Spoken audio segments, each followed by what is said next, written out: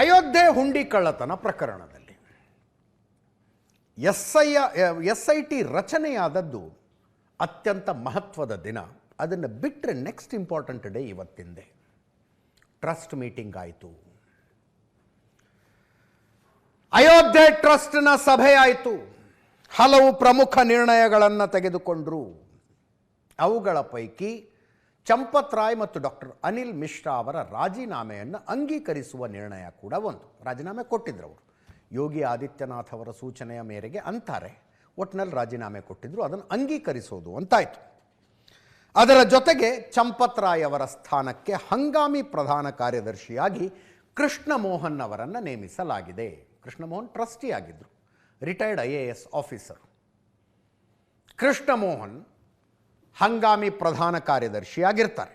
July 22ಕ್ಕೆ ಇನ್ನೊಂದು meeting ಮಾಡೋದು ಅಂತಾಯಿತು.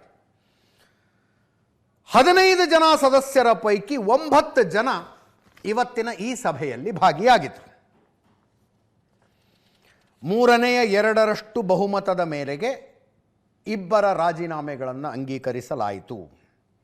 ಚಂಪತ್ ರಾಯ್ ಅವರ ಸ್ಥಾನಕ್ಕೆ ಈಗ ಹಂಗಾಮಿಯಾಗಿ ಪ್ರಧಾನ ಕಾರ್ಯದರ್ಶಿಯಾಗಿ ಕೃಷ್ಣ ಮೋಹನ್ ಅವರು ಬಂದಿದ್ದಾರೆ. ಆ್ಯಕ್ಚುಲಿ ಕನ್ಸಿಡರೇಷನ್ನಲ್ಲಿರೋದು ವಿಶ್ವ ಹಿಂದೂ ಪರಿಷತ್ನ ನಾಯಕ ಬಜರಂಗ್ ಬಾಗ್ರಾ ಅವರ ಹೆಸರಂತೆ. ಅನಿಲ್ ಮಿಶ್ರಾ ಅವರ ಜಾಗಕ್ಕೆ ವಿಶ್ವ ಹಿಂದೂ ಪರಿಷತ್ನ ನೀರಜ್ ದುನೇರಿಯಾ ಅವರ ಹೆಸರು ಚರ್ಚೆಯಲ್ಲಿದೆ ಅಂತ ಸುದ್ದಿ ಇದೆ. ಹಂಗಾಮಿ ನೇಮಕ ಆಗಿರೋದು ಈಗ Krishna Mohan, retired IAS officer. Ayodhya ಟ್ರಸ್ಟ್ನಲ್ಲಿದ್ದವರು ಕೃಷ್ಣ ಮೋಹನ್. ಇವತ್ತಿನ ಸಭೆಗೆ ಪ್ರಕರಣದ ವಿವರಗಳನ್ನು ಎಕ್ಸ್ಪ್ಲೇನ್ ಮಾಡಿದವರು ಕೂಡ ಅವರೇ. ಈ ಇಡೀ ಬೆಳವಣಿಗೆಯ ಬಗ್ಗೆ ಟ್ರಸ್ಟ್ನ ಸದಸ್ಯರು ಕಳವಳ ವ್ಯಕ್ತಪಡಿಸಿದ್ದಾರೆ. ತಪ್ಪು ಮಾಡಿದವರಿಗೆ ಶಿಕ್ಷೆಯಾಗಲಿ, ತನಿಖೆಗೆ ಸಂಪೂರ್ಣ ಸಹಕಾರ ಕೊಡಬೇಕು ಅನ್ನುವ ನಿರ್ಧಾರ ಮಾಡಲಾಯಿತು. ಚಂಪತ್ ರಾಯ್ ಮತ್ತು ಡಾಕ್ಟರ್ ಅನಿಲ್ ಮಿಶ್ರಾ ಅವರ ಕಾರ್ಯವೈಖರಿಗೆ ಬೇಸರ ವ್ಯಕ್ತಪಡಿಸಲಾಗಿದೆ. ಇಷ್ಟು ನಿರ್ಲಕ್ಷ್ಯ ಅನಪೇಕ್ಷಿತ ಅನ್ನುವ ಮಾತು ಬಂತಂತೆ. ಪ್ರಕರಣ ಬೆಳಕಿಗೆ ಬಂದ ನಂತರವೂ ಚಂಪತ್ ರಾಯ್ ಅವರು ಮುಚ್ಚಿಟ್ಟಿದ್ದು ತಪ್ಪು ಅಂತ ಸಭೆಯಲ್ಲಿ ಚರ್ಚೆಯಾಗಿದೆ. ಟ್ರಸ್ಟ್ನ ಗಮನಕ್ಕೆ ತರದೆ ಪೊಲೀಸರ ಮೂಲಕ ಯಾಕೆ ತನಿಖೆ ಮಾಡಿಸಬೇಕಾಗಿತ್ತು ಅಂತ ಆರಂಭದಲ್ಲಿ ಅನೇಕ ಸಲ ಹೇಳಿದ್ದೀವಿ. ಇದರಲ್ಲಿ ಏನಾಯಿತು ಅಂತ ಜನವರಿ ಅಂತ್ಯದ ವೇಳೆಗೆ ಖಚಿತ ಆಗಿತ್ತು ಇವರಿಗೆ ಕಳ್ಳತನ ಆಗ್ತಾ ಇದೆ ಹುಂಡಿ ದುಡ್ಡು ಅಂತ. ಸ್ಥಳೀಯ ಪೊಲೀಸರಿಗೆ ಕಂಪ್ಲೇಂಟ್ ಕೊಡಲಿಲ್ಲ ಇವರು, ಮಾಹಿತಿ ಕೊಟ್ಟು ಪೊಲೀಸರ ಮೂಲಕ ತನಿಖೆಯನ್ನು ಮಾಡಿಸಿದ್ರು. ಕರೆದು ವಿಚಾರಣೆ ನಡೆಸೋದೆಲ್ಲ ಮಾಡಿದ್ರು. ಯಾರ್ಯಾರು ಕಳ್ಳತನ ಮಾಡ್ತಿದ್ದಾರೆ ಅನ್ನೋದು ಖಚಿತ ಆಗಿಬಿಟ್ಟಿತ್ತು ಇವ್ರಿಗೆ. ಅದಾದ ಮೇಲೆ ಅವರು ಕುಟುಂಬಸ್ಥರು ಬಂದು ಕಾಲು ಹಿಡ್ಕೊಂಡ್ರಂತೆ ಚಂಪತ್ ರಾಯ್ ಅವರು. ನಮ್ಮ ಮನೆತನದ ಮರ್ಯಾದೆ, ದೇವಸ್ಥಾನದ ಮರ್ಯಾದೆ ಎಲ್ಲ ಹೋಗ್ಬಿಡುತ್ತೆ, ದಯವಿಟ್ಟು ಕಂಪ್ಲೇಂಟ್ ಕೊಟ್ಟು ಅರೆಸ್ಟ್ ಎಲ್ಲ ಮಾಡಿಸಬೇಡಿ ಅಂತ ಕಾಲು ಹಿಡಿದು ಬೇಡ್ಕೊಂಡ್ರಂತೆ. ಇವರಲ್ಲಿಗೆ ಸುಮ್ಮನಾಗ್ಬಿಟ್ಟಿದ್ದಾರೆ. ಅದೇ ದೊಡ್ಡ ತಪ್ಪಾಗ್ಬಿಟ್ಟಿದೆ ಚಂಪತ್ ರಾಯ್ ಅವರು ಮಾಡಿದ್ದು. ಅಫ್ಕೋರ್ಸ್ ತಪ್ಪೇ ಅದು. ಈ ಪೊಲೀಸರನ್ನು ಕಂಪ್ಲೇಂಟ್ ಕೊಡದೆಯೇ ವಿಚಾರಣೆಗಾಗಿ ಬಳಸಿಕೊಂಡ ವಿಷಯ ಯಾವಾಗ ಸಮಾಜವಾದಿ ಪಕ್ಷದವರಿಗೆ ಗೊತ್ತಾಯಿತೋ ಆವಾಗ ಇದು ಶುರುವಾಯಿತು. ಫಸ್ಟು 5 ಕೋಟಿಯಿಂದ 7.5 ಕೋಟಿ ಅಂತ ಶುರುವಾಗಿದ್ದು, ಅಖಿಲೇಶ್ ಯಾದವ್ ಅದನ್ನ 200 ಕೋಟಿ ಅಂದರು. ಈಗ ಬಿಡಿ 10,000 ಕೋಟಿ ಹಗರಣ ಅನ್ನೋ ಲೆವೆಲ್ಲಿಗೆ ಬಂದು ನಿಂತಿದೆ ಅದು. ಇವತ್ತಿನ ಈ ಟ್ರಸ್ಟ್ನ ಸಭೆ ತೆಗೆದುಕೊಂಡ ಪ್ರಮುಖ ನಿರ್ಣಯಗಳೇನು? ನಂಬರ್ 1, 5 ವರ್ಷಗಳ ಲೆಕ್ಕಪತ್ರವನ್ನು ಆಡಿಟಿಂಗ್ ಮಾಡಿಸ್ತಾರಂತೆ. ಮರು ಲೆಕ್ಕ ಪರಿಶೋಧನೆ 5 ವರ್ಷದ್ದು. ಹುಂಡಿ ಎಣಿಕೆಯ ಸಿಬ್ಬಂದಿಯ ನೇಮಕದ ಮರುಪರಿಶೀಲನೆ ನಡೆಯುತ್ತೆ. ಇವರು ಯಾರ ಇನ್ಫ್ಲೂಯೆನ್ಸ್ ಮೇಲೆ ಬಂದರು, ಇವರ ನೇಮಕಾತಿಯ ಪ್ರಾಸೆಸ್ ಹೆಂಗಾಯಿತು, ಎಲ್ಲಿ ಇವರು ಹುಂಡಿ ಎಣಿಕೆಯ ಕೆಲಸಕ್ಕೆ ಸೇರಿಕೊಂಡಾಗ ಎಷ್ಟು ಆಸ್ತಿ ಇತ್ತು, ಆರ್ಥಿಕ ಸ್ಥಿತಿ ಏನಿತ್ತು, ಈಗ ಹೆಂಗಿದೆ, ಎಲ್ಲವನ್ನು ಪರಿಶೀಲನೆ ಮಾಡ್ತಾರಂತೆ. ಅನಿಲ್ ಮಿಶ್ರಾ ಮತ್ತು ಚಂಪತ್ ರಾಯ್ ಅವರ ರಾಜೀನಾಮೆ ಅಂಗೀಕಾರದ ನಿರ್ಧಾರ ಆಗಿದೆ. ಚಂಪತ್ ರಾಯ್ ಸ್ಥಾನಕ್ಕೆ ಬಜರಂಗ್ ಬಾಗ್ರಾ ಅವರ ಹೆಸರು ಚರ್ಚೆಯಾಗಿದೆ. ಅನಿಲ್ ಮಿಶ್ರಾ ಸ್ಥಾನಕ್ಕೆ ನೀರಜ್ ದುನೇರಿಯಾ ಅವರ ಹೆಸರು ಚರ್ಚೆಯಾಗಿದೆ. ಹಂಗಾಮಿ ಪ್ರಧಾನ ಕಾರ್ಯದರ್ಶಿಯಾಗಿ ಕೃಷ್ಣ ಮೋಹನ್ ಅವರಿಗೆ ಹೊಣೆಯನ್ನು ಹೊರಿಸಲಾಗಿದೆ. ಅದರ ಜೊತೆಗೆ ಟ್ರಸ್ಟಿಗೆ ಒಬ್ಬ CEO ರಚಿಸ್ತಾರಂತೆ. ಇದೊಂದು ಕೆಲಸ ಮೊದಲೇ ಮಾಡಬೇಕಾಗಿತ್ತು ನೋಡ್ರಿ. ಇದೊಂದು ಕೆಲಸ ಸಂಜೆ 7ರಿಂದ 8 ಲೆಫ್ಟ್ ರೈಟ್ ಆ್ಯಂಡ್ ಸೆಂಟರ್ನಲ್ಲಿ ಈ ವಿಷಯ ಪ್ರಮುಖವಾಗಿ ಚರ್ಚಿಸಿದ್ವಿ ನಾವು, ಪ್ರಶಾಂತ್ ನಾಥ್. ಅಯೋಧ್ಯೆಯಲ್ಲಿ ರಾಮ ಮಂದಿರ ಆಗಬೇಕಾಗಿತ್ತು, ಅದು ಹಿಂದೂಗಳ ಭಾವನೆಯಾಗಿತ್ತು. 500 ವರ್ಷಗಳ ಕಾಲ ಅಖಂಡವಾಗಿ ಹೋರಾಟ ನಡೀತಾ ಇತ್ತು, ನೋ ಡೌಟ್. ಅದನ್ನು ಒಂದು ತಪಸ್ಸಿನಂತೆ, ವೃತದಂತೆ RSS ಕೈಗೆತ್ಕೊಳ್ತು. ಸಂಘ ಪರಿವಾರದ ಸಂಘಟನೆಗಳೆಲ್ಲ ಸೇರ್ಕೊಂಡು BJP ಬೆಂಬಲಿಸ್ತು. ರಥಯಾತ್ರೆ, ನ್ಯಾಯಾಲಯದಲ್ಲಿ ಪ್ರಕರಣ, ಬಾಬರಿ ಮಸೀದಿ ಧ್ವಂಸ, ಅಲಹಾಬಾದ್ ಹೈಕೋರ್ಟಿನ ತೀರ್ಪು, ಅಂತಿಮವಾಗಿ ಸುಪ್ರೀಂ ಕೋರ್ಟ್ನ ತೀರ್ಪು, ಎಲ್ಲ ಪ್ರಕ್ರಿಯೆಗಳು ನಡೆದ್ವಲ್ಲ. ಈಗೊಂದು ರಥಯಾತ್ರೆ ಮಾಡೋದು, ದೇಶಾದ್ಯಂತ ಅದು ಸಂಚಾರ ಮಾಡಬೇಕು. ದೇಶದ ಪ್ರತಿಯೊಬ್ಬ ವ್ಯಕ್ತಿಗೂ ಇದು ನನಗೆ ಸಂಬಂಧಿಸಿದ್ದು ಅನ್ನುವ ಭಾವನೆಯನ್ನು ಹುಟ್ಟು ಹಾಕುವುದಕ್ಕಾಗಿ ಒಂದೊಂದು ಇಟ್ಟಿಗೆ ಕೊಡಿ ರಾಮ ಮಂದಿರ ಕಟ್ಟೋದಕ್ಕೆ ಅಂತ ತಗೊಳ್ಳೋದು, ಇದೆಲ್ಲವೂ ಕೂಡ RSS ಮತ್ತು ಒಟ್ಟಾರೆ ಸಂಘ ಪರಿವಾರದ ಎಕ್ಸ್ಪರ್ಟೈಸ್. ಅದು ಎಕ್ಸ್ಪರ್ಟೈಸ್, ಅದನ್ನು ಮಾಡಿದ್ದು ಕರೆಕ್ಟು. ಜಡ್ಜ್ಮೆಂಟ್ ಬಂದು ರಾಮ ಮಂದಿರದ ನಿರ್ಮಾಣ, ಈಗ ನಿರ್ಮಾಣ ನಾವೇ ಕಟ್ತೀವಿ ಅನ್ನೋದಕ್ಕಾಗತ್ತಾ? ಹೋರಾಟ ಮಾಡಿದವ್ರು ನಾವು ಹೋರಾಟ ಮಾಡಿದ್ದೀವಿ, ಇಷ್ಟೆಲ್ಲ ಮಾಡಿದ್ದೀವಿ, ನಾವೇ ಕಟ್ತೀವಿ ಅಂತ ಇಲ್ಲ. L&T ಅವ್ರನ್ನ ಕರೆಸಿದ್ರಲ್ವಾ, ಅವ್ರ ಜೊತೆ ಪ್ಲಾನ್ ಡಿಸ್ಕಸ್ ಆಯ್ತಲ್ವಾ. ಭಾರತದ ದೇವಸ್ಥಾನಗಳ ವಾಸ್ತುಶಿಲ್ಪವನ್ನು ಅಧ್ಯಯನ ಮಾಡಿದವರೆಲ್ಲ ಎಕ್ಸ್ಪರ್ಟ್ಗಳು ಬಂದು ಕೂತ್ಕೊಂಡು ಹಿಂಗಿರ್ಬೇಕು ಅಂದ್ರಲ್ಲ. ದೇವಸ್ಥಾನ ಕಟ್ಟುವುದಕ್ಕಾಗಿ ಅದಕ್ಕೆ ಬೇಕಾದ ಎಕ್ಸ್ಪರ್ಟ್ಗಳು ಬಂದು ಸೇರ್ಕೊಂಡ್ರು. ಹಾಗೆ ದೇವಸ್ಥಾನವನ್ನು ನಿರ್ವಹಿಸುವುದಕ್ಕೂ ಆಗಬೇಕಾಗಿತ್ತು. ದೇವಸ್ಥಾನದ ನಿರ್ವಹಣೆ ಅದು ಬೇರೆಯದೇ ಟಾಸ್ಕ್. ಅದು ಸಾವಿರಗಟ್ಟಲೆ ಸಿಬ್ಬಂದಿ, ಅವ್ರು ಎಲ್ಲಿಂದ ಬರ್ತಾರೆ, ಚಪ್ಪಲಿ ಎಲ್ಲಿ ಬಿಡ್ತಾರೆ, ಅವರು ಆರಾಮಾಗಿ ದರ್ಶನ ಮಾಡೋದು ಹೆಂಗೆ, ರಾಮ ಮಂದಿರದ ಟೆಂಪಲ್ ಒಟ್ಟಾರೆಯಾಗಿ ಪ್ರಿಮೈಸಸ್ ಏನಿದೆ 14 ದೇವಸ್ಥಾನಗಳಿದ್ದಾವೆ, ಅವರು ಒಂದೊಂದಾಗಿ ದೇವಸ್ಥಾನದ ದರ್ಶನ ಮಾಡೋದು ಹೆಂಗೆ, ಹೊರಗೆ ಬಂದು ಪ್ರಸಾದ ಸ್ವೀಕರಿಸುವುದೆಲ್ಲಿ, ಅವರು ಹುಂಡಿಗೆ ದುಡ್ಡು ಹಾಕ್ತಾರೆ, ಅದನ್ನು ಎಣಿಸುವ ಪ್ರಕ್ರಿಯೆ, ಬ್ಯಾಂಕಿಗೆ ಜಮಾ ಮಾಡುವ ಪ್ರಕ್ರಿಯೆ, ಅದು that is A different kind of expertise. ಅದಕ್ಕೆ ಅದರಲ್ಲಿ ಪರಿಣಿತರಾದವರನ್ನು ನೇಮಿಸಿ ಉಸ್ತುವಾರಿಗೆ ಇವ್ರು ಕೂತ್ಕೊಂಡ್ಬಿಟ್ಟಿದ್ರೆ ಸಾಕಾಗ್ತಿತ್ತು. ಅದಾಗಬೇಕಾಗಿತ್ತು. ಈಗ CEO ಒಬ್ಬರ ನೇಮಕ ಆಗುತ್ತಂತೆ. SBI ಅವರು ಎಚ್ಚರಿಕೆಯಿಂದಿರಬೇಕಾಗಿತ್ತು, SBI ಅವ್ರ ಗಮನಕ್ಕೆ ತರಬೇಕಾಗಿತ್ತು, SBIನವರೇ FIR ಮಾಡಿಸಬೇಕಾಗಿತ್ತು.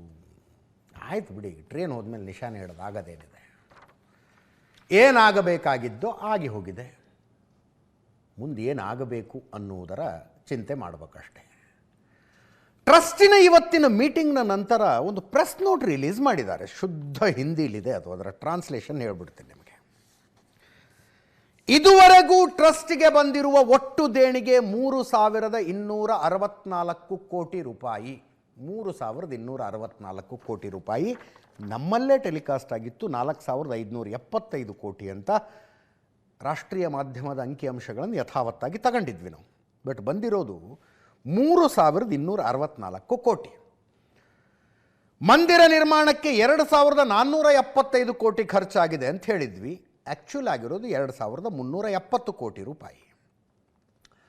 ಮಾರ್ಚ್ 31, 2026 ತನಕ ಮಂದಿರ ನಿರ್ಮಾಣವಾದ ನಂತರ ಅಂತ ಅನ್ಕೊಳ್ಳೋಣ. ಇದನ್ನ ಈ ಫೈನಾನ್ಷಿಯಲ್ ಅಂದರೆ ಲಾಸ್ಟ್ ಫೈನಾನ್ಷಿಯಲ್ ಇಯರ್ ಎಂಡ್ ತನಕ 482 ಕೋಟಿ ರೂಪಾಯಿ ದೇಣಿಗೆ ಬಂದಿದೆಯಂತೆ.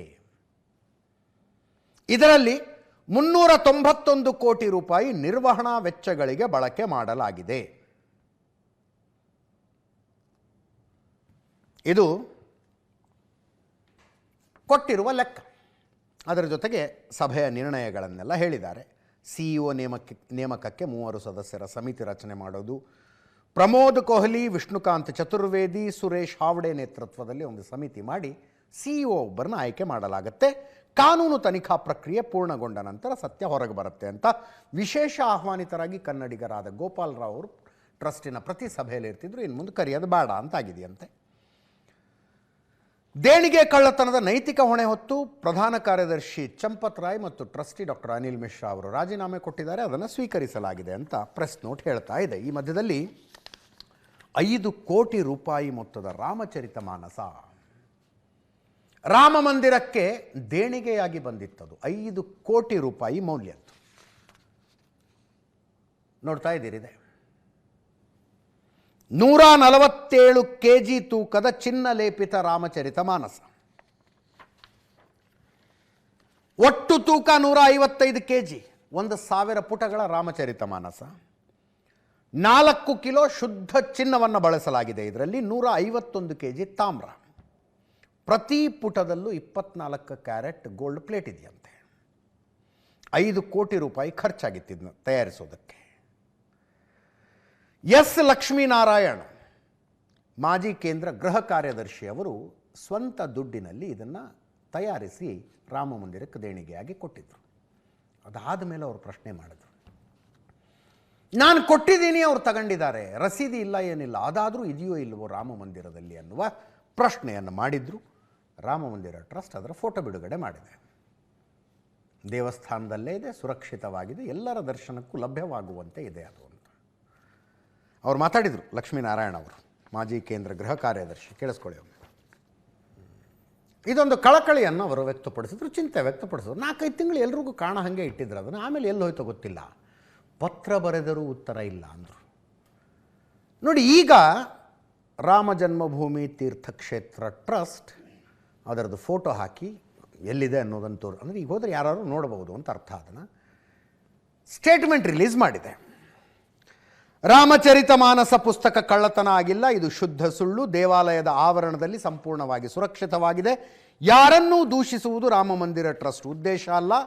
ಚಿನ್ನದ ರಾಮಚರಿತ ಮಾನಸ ದೇಗುಲದ ಸಂಕೀರ್ಣದೊಳಗೆ ಇದೆ. ಕಳ್ಳತನ ಮತ್ತು ಹಾನಿಯಿಂದ ರಕ್ಷಿಸಲು ಸುರಕ್ಷಿತ ಸ್ಥಳದಲ್ಲಿ ಇರಿಸಲಾಗಿದೆ ಅಂತ ಸ್ಟೇಟ್ಮೆಂಟನ್ನು ಟ್ರಸ್ಟ್ನವರು ಬಿಡುಗಡೆ ಮಾಡಿದ್ದಾರೆ. ಅವ್ರು ಹೇಳ್ತಾರೆ, ಪತ್ರ ಬರೆದಿದ್ದೆ ನಾನು ಅಂತ. ಅವರು ಬರೆದ ಪತ್ರಕ್ಕೊಂದು ಉತ್ತರ ಬರೆದು ಬಿಟ್ಟಿದ್ರೆ ಮುಗಿದು ಹೋಗಿರೋದಪ್ಪ. ಈಗ ನೋಡಿ, ಮೊನ್ನೆ ಮಾತಾಡಿದ್ದವರು ದಾನಿಗಳು ಮೊನ್ನೆ ಮಾತಾಡಿದ್ದು 2 ದಿವಸ ಲಕ್ಷ್ಮೀನಾರಾಯಣವರ ಹೇಳಿಕೆ ಇಡೀ ನ್ಯಾಷನಲ್ ಮೀಡಿಯಾ ತುಂಬ ಆವರಿಸಿಕೊಂಡ್ಬಿಡ್ತು. ಎಲ್ಲರೂ ಚರ್ಚೆ ಮಾಡಿದ್ದದೆ, 5 ಕೋಟಿಯ ರಾಮಚರಿತ ಮಾನಸ ಎಲ್ಲೋಯ್ತು ಎಲ್ಲೋಯ್ತು ಎಲ್ಲೋಯ್ತು ಎಲ್ಲೋಯ್ತು. ಈಗ ಟ್ರಸ್ಟ್ ಕ್ಲಿಯರ್ ಮಾಡ್ತು. ಅವ್ರಿಗೊಂದು ರಸೀದಿ ಕೊಟ್ಟಿದ್ರೆ ಅವ್ರೇನು ಕೇಳ್ತಿದ್ರೋ ಎಲ್ಲವೋ, ಪತ್ರ ಬರೀತಿದ್ರೋ ಎಲ್ಲವೋ. ಪತ್ರ ಬರೆದಿದ್ದಕ್ಕೆ ಉತ್ತರ ಕೊಟ್ಟುಬಿಟ್ಟಿದ್ರೆ ಇದೆಲ್ಲ ಆಗ್ತಿತ್ತು. ಯಾಕೆ ಹೇಳ್ತಿರೋದಂದರೆ, ಹೀಗೆ ದಾನ ಕೊಟ್ಟವರಿಗೆ ಇರುವ ಸಂಶಯಗಳನ್ನು ಒಂದೊಂದಾಗಿ ಈಗಲಾದರೂ ಕ್ಲಿಯರ್ ಮಾಡಬೇಕು.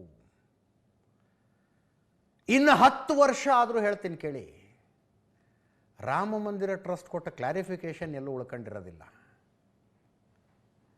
ಮಾಜಿ ಕೇಂದ್ರ ಗೃಹ ಕಾರ್ಯದರ್ಶಿಯವರು ರಾಮ ಮಂದಿರಕ್ಕೆ ಕೊಟ್ಟ ತಮ್ಮ ದಾನದ ಬಗ್ಗೆನೇ ಪ್ರಶ್ನೆ ಎತ್ತಿದ್ರು ಅನ್ನೋದಷ್ಟೇ ಉಳ್ಕೊಳ್ಳೋದು. ಅಂತಿಮವಾಗಿ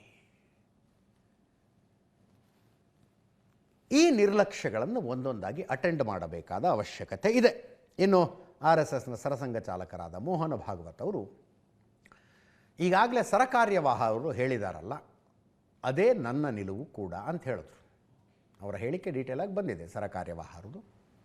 ಅದೇ ನನ್ನ ಹೇಳಿಕೆ ಅಂತ ಮೋಹನ ಭಾಗವತ್ ಅವರು ಹೇಳಿದ್ದಾರೆ. ಸರಸಂಘ ಚಾಲಕರು ಕೇಳಿಸ್ಕೊಳ್ಳಿ.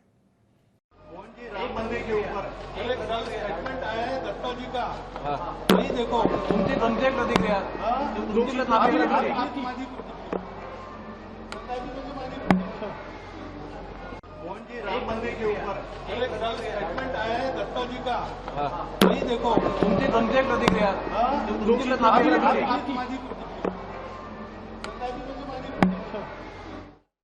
ನ್ಯೂಸ್ ಅವರ್ನಲ್ಲಿ ಒಂದು ಸಣ್ಣ ಬ್ರೇಕ್ ನಂತರ ಮತ್ತಷ್ಟು ಸುದ್ದಿ.